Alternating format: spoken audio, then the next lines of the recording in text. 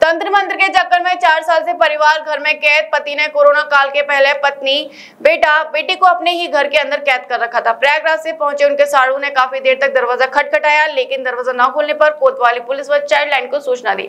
करनी कोतवाली अंतर्गत तरोहा में एक परिवार नमकीन का कारोबार कर परिवार का पालन पोषण कर रहा था। कोरोना काल में धंधा चौपट होने से वह अपने परिवार सहित अंदर घर के कैद हो गया। तबीयत खराब होने पर पड़ोसियों के द्वारा चाइल्ड केयर को बुलाकर जिला अस्पताल में भर्ती कराया गया। तरोहा निवासी 48 वर्षीय काशी प्रसाद गुप्ता ने बताया कि मैं अपने परिवार 35 वर्षीय पत्नी पूनम, 17 वर्षीय पुत्री आस्था और 14 वर्षीय पुत्र रजत गुप्ता के साथ रहता हूं। नमकीन का कारोबार कर अपने परिवार का पालन पोषण और बच्चों की पढ़ाई लिखाई का खर्चा चलाता था। अचानक कोरोना काल में लॉकडाउन लगने पर उसका कारोबार चौपट हो गया। जो भी कमाया था वो कोरोना काल में कुछ दिनों तक खर्च चलता रहा, जिसके बाद वह खर्च के लिए परेशान हो गया और उसका थोड़ा थोड़ा मानसिक संतुलन गड़बड़ हो गया, जिससे वह अपने परिवार के साथ करीब 3 वर्षों से घर के अंदर रह रहा है। पैसों की वजह से बच्चों की पढ़ाई लिखाई भी बंद हो गई। सभी मानसिक तनाव में घर के अंदर रहते थे। काशी प्रसाद की कभी कभी बाहर निकलकर ही सब्जी वगैरह लेने आते थे और फिर घर के अंदर पैक हो जाते थे। 3 साल बाद पड़ोसियों को खबर लगी कि वह बीमार है, तो वे लोग गुरुवार को चाइल्ड केयर को फोन कर उनको जिला अस्पताल में भर्ती कराया गया। हालत गंभीर होने पर उन्हें प्रयागराज रेफर कर दिया गया। कहाँ रहते हैं? कहाँ रहते हैं? तरोहा में। कैसी क्या घटना हुई है आपके साथ? क्या घटना हुई है? हमारी तबीयत सही रहती है, संतुलन सही रहता था। हमें दिमागी टेंशन ज़्यादा रहती थी, तो इसलिए मतलब घर में अपना रहते हैं, काम धंधा करते थे, धीरे धीरे हमारा काम धंधा बंद हो गया। क्या काम करते थे? नमकीन काम करते। अच्छा। तो बच्चों को भी अंदर बंद किए थे क्या? हाँ, ये कोरोना के बाद से बच्चे भी मतलब पढ़ाई लिखाई बंद हो गई 2 साल। अच्छा। तो फिर साल 1.5 साल की हमारी आर्थिक स्थिति खराब हो गई, नहीं पढ़ा पाए बच्चे, घर में रहते थे। लड़का हमारा निकलता था बाहर, इधर 7-6 महीने से लड़का हमारा निकलता बाहर घर में रहा था अपना। अपना जो आर्थिक स्थिति खराब होने पर पढ़ाई नहीं करा पाए, कोई 1 साल 2 साल ही। अच्छा, कोई बता नहीं, मतलब कोई झाड़ फूँक का भी मामला था क्या? नहीं, झाड़ फूँक हम नहीं करते। अच्छा। तो मतलब आर्थिक स्थिति खराब थी, इसी वजह से आप पढ़ा नहीं पाए बच्चों को कोरोना काल में। तो अब कैसी तबीयत है? बच्चे कहाँ गए? बच्चे इलाहाबाद जा रहे हैं। रिफ़र कर दिए गए? आपको नहीं किए? हमको यहीं पे ट्रीटमेंट के लिए बोल दिए। क्या नाम है आपका? सुरेश चंद केसरवानी। सुरेश जी, आपका साड़ू भाई की स्थिति क्यों ऐसे हुई उनके परिवार की? आज हो गया कम से कम 3 साल से ऊपर हो गया जी। मकान में जब से रह रहे हैं तब से उनके पास ओझाई पुजाई दुनिया की देवता बंद कर दिए हैं, क्या क्या पूजा कर रहे हैं। और जब आओ मालूम हो तबीयत ख़राब है तो दरवाज़ा नहीं खोलते हैं, बहुत पीटो तो दरवाज़ा नहीं खोलेंगे। तो हम लोग लौट चले जाते थे। इलाहाबाद प्रयागराज से आते, इतनी दूर से आते हैं, लौट के चले जाते हैं। आज भी इच्छा नहीं था आने का, घर वाले कहे चलो।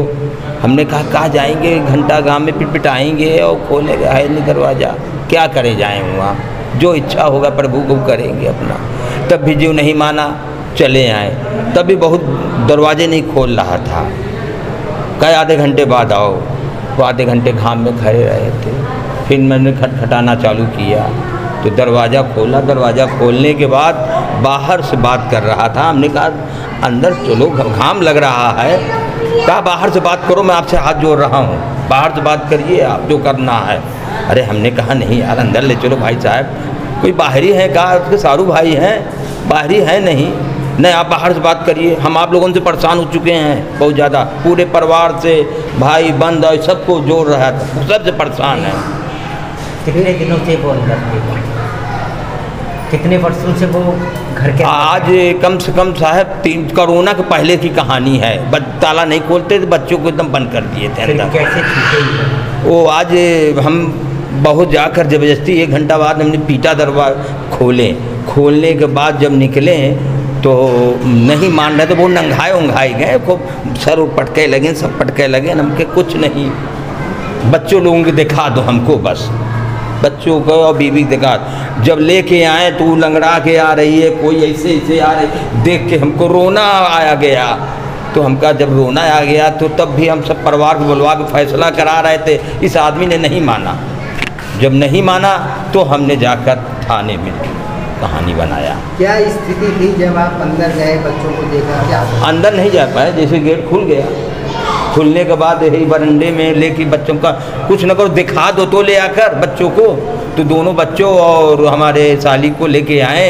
अब देख के हमारा रुआई आ गया, बस और कुछ नहीं। किस तरह से छूटे कैसे? हाँ, आगे खूब बहस हुआ तो इनका भाई बहन सब अगले बगल रहते हैं, तो सबको बुलाएं हमने, खूब खिंचाइन हुआ, लपटी बहू हुआ, लपटियाने ना। हमने कहा हम कुछ न करो, तुम ये 2 बच्चे के दे दो, बस हम ले जाए दवा ववा करें, कुछ करें, दे दो। हर्षिता, क्या घटना हुई है आपके साथ, परिवार के साथ?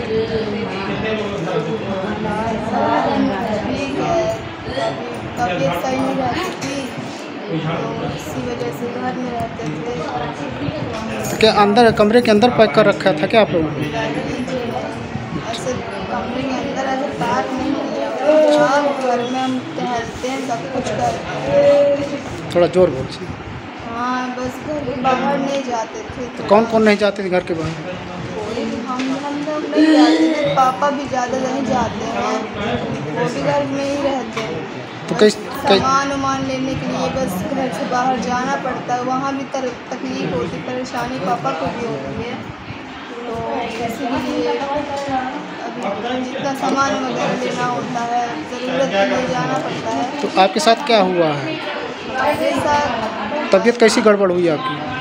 हमारी तबीयत, मम्मी पापा की तबीयत सही नहीं रहती है, तो धीरे धीरे अब हमारी भी तबीयत हल्की डाउन होने लगी।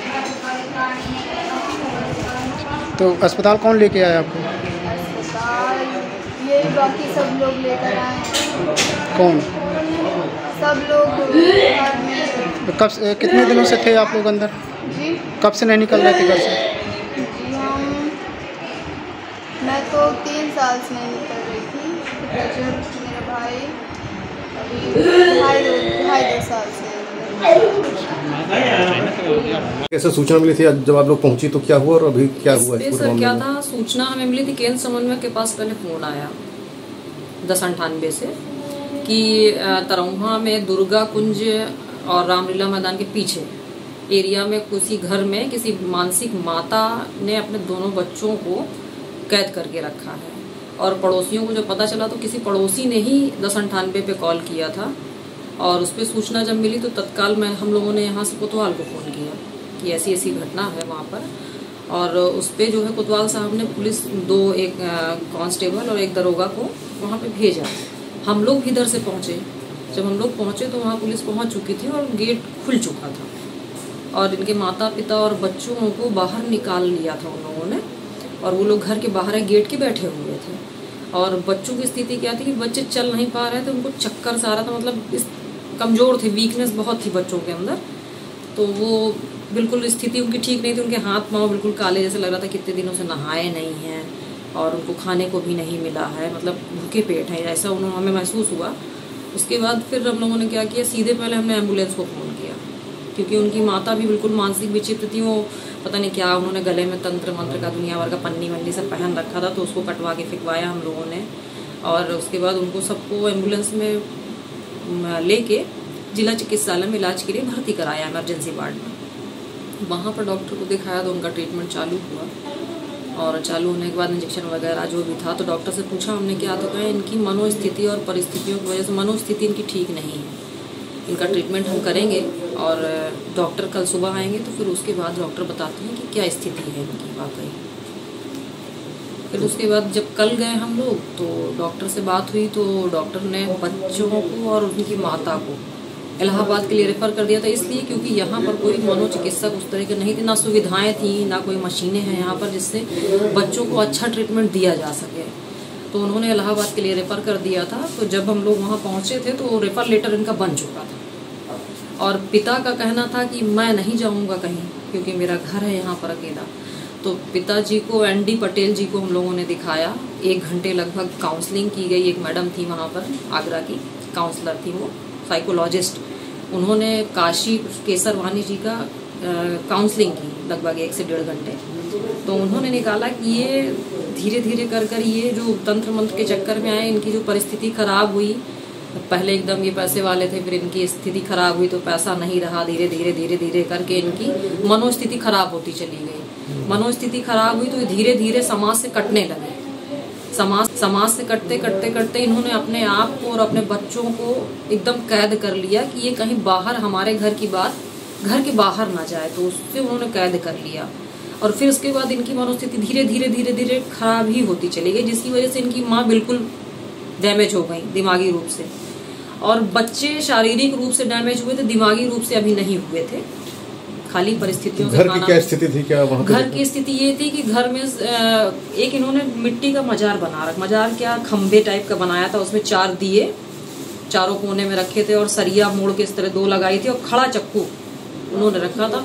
कोई देवी देवता वहाँ पर नहीं था, एक सिर्फ नारियल रखा हुआ था और सारे दीवालों पे उल्टे अक्षर लिखे हुए थे, ओम का और माता का, ये सब उल्टे अक्षर लिखे हुए थे।